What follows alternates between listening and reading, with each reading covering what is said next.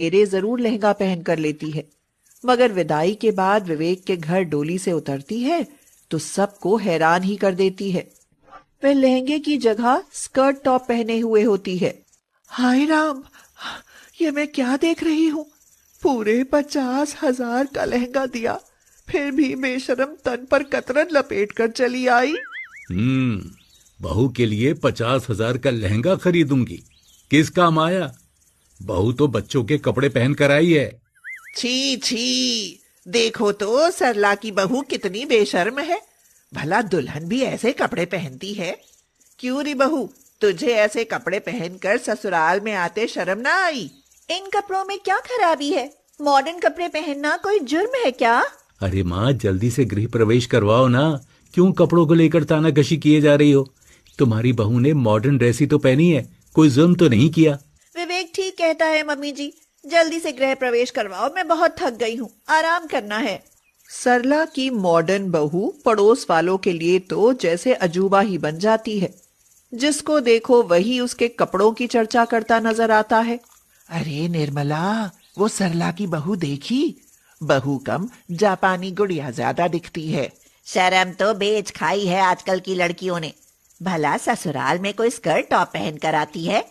बेचारी सरला, कहाँ संस्कारी बहू के सपने देखती थी, पर मिली तन दिखाऊ मॉडर्न बहू। सरला के घर अंजलि जैसी मॉडर्न बहू आने से कविता तो जैसे अपनी रानी को देखकर फूली ही नहीं समाती थी। हमेशा अपनी बहू के संस्कारों का प्रचार करने में लगी रहती थी। बहन, अब लड़के को जैसी लड़की पसंद आई ले आया। मेरी रानी जैसी बहू यूं ही थोड़ी मिल जाती है, कोई लाखों में एक होती है। देखो तो, कभी सिर से पल्लू तक नहीं गिरने देती।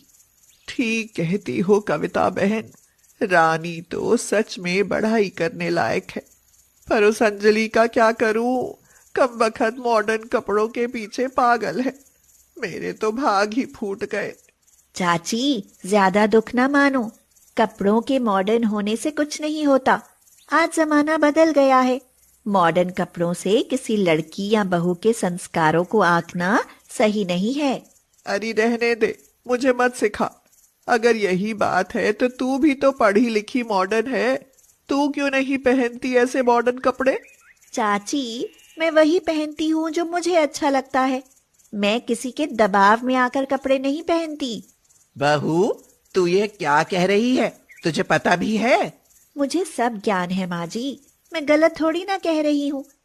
जब जमाने के साथ सब चीजें बदल जाती हैं, तो पहनावे क्यों ना बदलें? रानी के ऐसे विचार देख सरला और कविता को उस पर भी कुछ शक होने लगता है।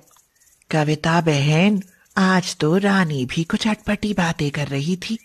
कहीं यह भी... अरे छोड़ बहन, यह कुछ नहीं कर सकती। सास हूं मैं इसकी, नौकरानी नहीं जो यह कुछ भी ऊट पटांग पहन ले। हाँ।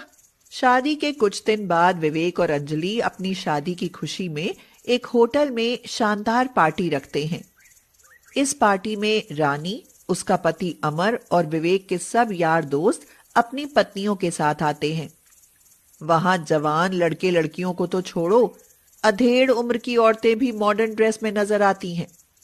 वहां अंजलि के साथ साथ रानी भी स्कर्ट टॉप में नजर आती है। यह देख कविता भड़क जाती है। बहू, ये क्या पहना है तूने? कुछ शर्म हया है भी या चली गई? क्यों माँ जी, मॉडर्न कपड़े पहनने से शर्म हया खत्म हो जाती है क्या? मेरा मन किया यह ड्रेस पहनने को और मैंने पहन ली, इसमें बुरा क्या किया? यह सुनकर कविता को बड़ा गुस्सा आता है और वह पैर पटकते हुए पार्टी छोड़कर जाने लगती है। मगर तभी एक मॉडर्न बुढ़िया कहती है, अरे बेटी, गुस्सा थूक दो। मॉडर्न कपड़ों में कोई खराबी नहीं है, खराबी तो हमारी सोच में है। उसे बदलोगे तो सब अच्छा ही अच्छा लगेगा।